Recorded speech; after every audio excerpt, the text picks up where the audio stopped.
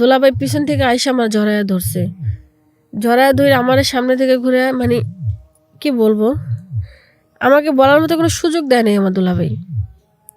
সে আমাকে মানে এমনভাবে আমার ঠোঁট দুটার আটকে ধরছে, লিপ কিস করছে, মানে আমাকে কথা বলতেই দিতেছে না। আমি যে এত চেষ্টা করতেছি সে বলতে দিতেছে না, সে মানে কোনো সুযোগই দিচ্ছে না আমাকে। তারপরে অনেক ঘটনাই ঘটলো, বুঝতেই পারতেছেন আপনারা, আমি আর কি বলবো।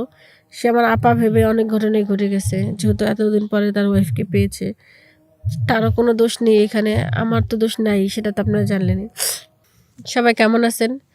আশা করি ভালো আছেন। দেশের যে যেখান থেকে আমার এই লাইভটা দেখতেছেন সবাইকে অসংখ্য ধন্যবাদ, আমার সালাম নেবেন সবাই।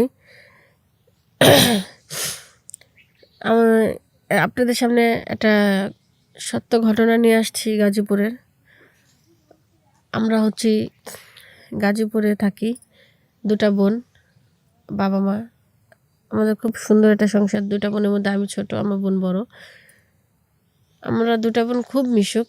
আর মজার ব্যাপার হচ্ছে কি, আমার বোনের নাম হচ্ছে সুইটি, আমার নাম হচ্ছে বিউটি।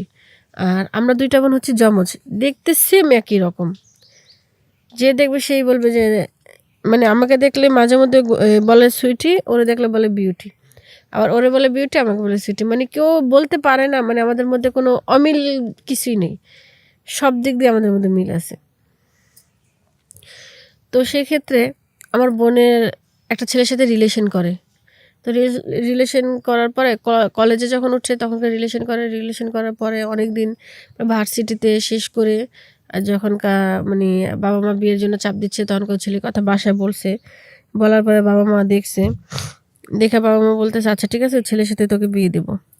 তো বলছে যে ছেলের ফ্যামিলিকে আমাদের বাড়িতে আসতে বল, তাহলে তো আমরা বিয়ে দেবো।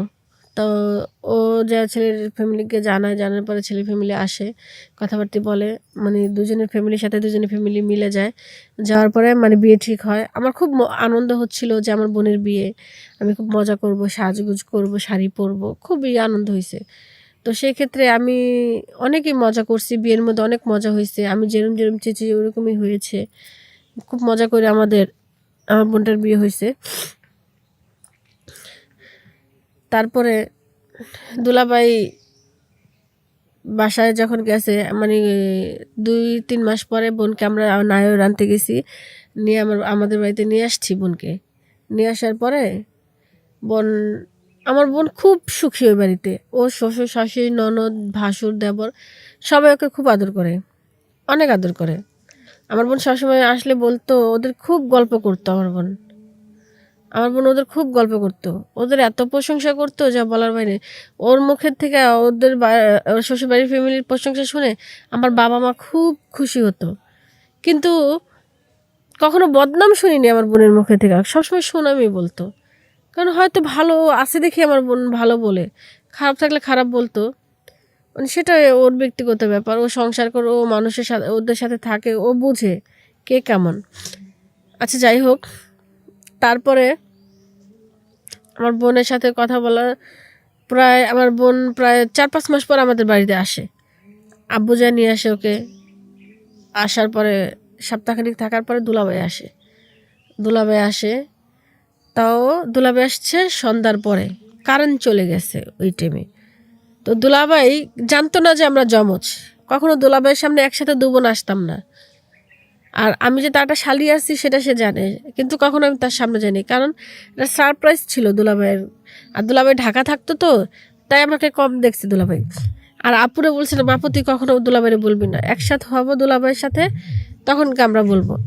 দুলাভাই বেশি একটা আমাদের বাড়িতে আসতো না, কারণ দুলাভাইয়ের প্রচণ্ড কাজের চাপ ছিল। সে অফিসের ম্যানেজার ছিল, তো তার উপরে দায়িত্ব ছিল। সে ঢাকা থেকে সহজে আসতে পারতো না, আসলেও ওনাদের বাড়িতে আসতো, আমাদের বাড়িতে সময় দিত না। তো আব্বু এবার খুব রিকোয়েস্ট করছে, অনেক শীত পড়ছে, শীতের মধ্যে জামাইরা শ্বশুর বাড়িতে আসে পিঠা মুঠা, এই কারণে মানে আরও নতুন জামাই। তো ভাইয়ারে অনেক রিকোয়েস্ট করার পরে ভাইয়া আসছে। আসার পরে তো তারপরে কারেন্ট চলে গেছে, দুলাভাই যখন আসছে তখন কারেন্ট চলে গেছে। তো আমি আর আপু একই রকম ড্রেস পরছি, আপু ভিডিও কলে দুলাভাইয়ের সাথে কথা বলে দেখাইছে কোন ড্রেস পরে, তো আমি আর আপু একই রকম ড্রেস পরছি। দুলাভাইকে বলে নাই যে আমরা দুন বোন একই রকম ড্রেস পরছি বা আমাদের দেখতেও একই রকম। তো আপু যেভাবে সাজুগুজু করছে আমিও ঠিক ওইভাবে সাজুগুজু করছি, মানে দুলাভাইকে চমকায় দেবো এই জন্য কি, ওনাকে চমকায় দিব কি, সেক্ষেত্রে আমি নিজে চমকায় গেছি। মানে বলে না হঠাৎ করে বোম ফুটলে যেমন অনেকে ভয় পাওয়া যায়, তো সেই ক্ষেত্রে মনে করেন আমি ওরকম হয়ে গেছি। যাই হোক, তারপরে দুলাভাই আসছে আমাদের বাড়িতে, মানে দুলাভাইও আসছে যে আপুরে সারপ্রাইজ দেবে। আসার কথা 2 দিন পরে, সে জায়গায় দুলাভাই 2 দিন আগেই চলে আসছে, তো আপুকে সারপ্রাইজ দেবে। আমি আমি আর আপু বসেছিলাম, পর আপু বলে কি যে তুই বস আমি আসতেছি। আম্মা ডাক দিছে, পর আম্মার কাছে গেছে, তো ওর শ্বশুর শাশুড়ি কল দিছে, তো সেখানে ও কথা বলতেছিল। তো আমি আবার ঘরে বসে বসে মানে পড়াশোনা করতেছিলাম। তো ওদিকে ফিরা আমি আবার মানে ফোনে করছিলাম, ফেসবুকে চ্যাট করতেছিলাম, মানে এমনি গান টান দেখতেছি, শাড়ির পেজে ঢুকছিলাম, 3 পিসের পেজে। আমরা 2 বোন আবার মানে খুব সুখী যে অনলাইনে থেকে আমরা বেশিরভাগ কাপড় চোপড় অর্ডার করতাম। তো তারপরে এটা করার পরে আমার বোন যা কথা বলার পর আমি তো বসে রয়েছি, অনলাইনেই করতেছি। দোলাভাই পিছন থেকে আইসা আমার জড়ায়া ধরছে, জড়ায়া ধরে আমার সামনে থেকে ঘুরে, মানে কি বলবো, আমাকে বলার মতো কোনো সুযোগ দেয় নাই আমার দোলাভাই। সে আমাকে মানে এমনভাবে আমার ঠোঁট দুটার আটকে ধরছে, লিপ কিস করছে, মানে আমাকে কথা বলতেই দিতেছে না।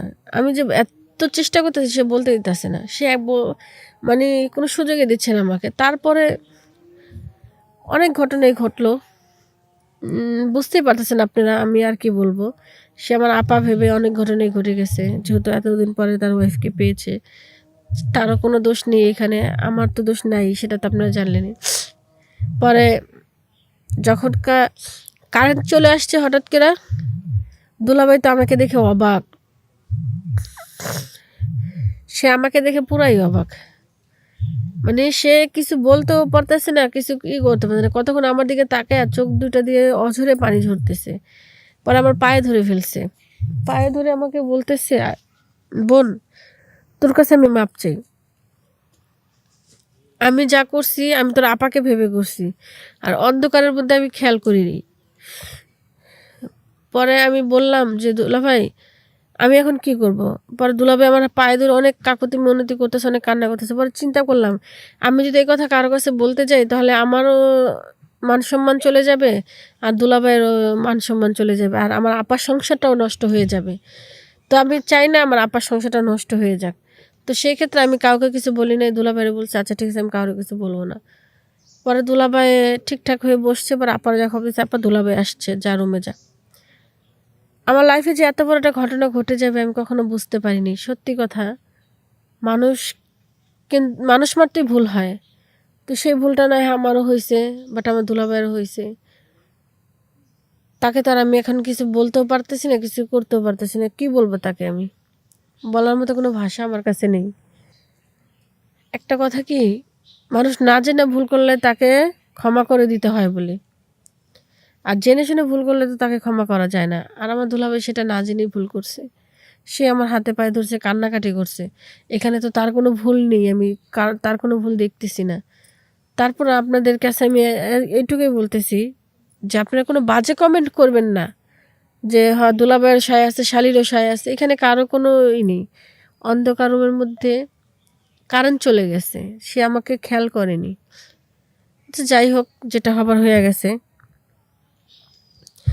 তো আমি বলি যদি যমজ বোন কেউ থেকে থাকেন অবশ্যই একটু সাবধানে থাকবেন, কখনো এরম ভুল করবেন না, কারণ একটা ভুলের জন্য আজীবন কান্না করতে হয়।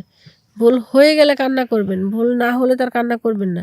তো সেই কারণে সেফটি থাকা ভালো, যার ভাবে সে সেফটি থাকেন। আর বোন যদি একজন বিয়ে হয়ে যায় তাহলে আরেকজন মানে একটু সেফটি থাকতে হয়। তো আশা করি আমার কথাগুলো যদি কারো ভালো লেগে থাকে তো ভালো, আর যদি খারাপ লেগে থাকে অবশ্যই বলবেন যে খারাপ লাগছে, কিন্তু কেউ বাজে কোনো আমাকে খারাপ কমেন্ট করবেন না, হ্যাঁ? আমি আর কিছু বলতে পারতেছি না, আমার ভাল লাগতেছে না, এখানেই রাখলাম। সবাই ভালো থাকবেন, সুস্থ থাকবেন আশা করি। আল্লাহ হাফেজ।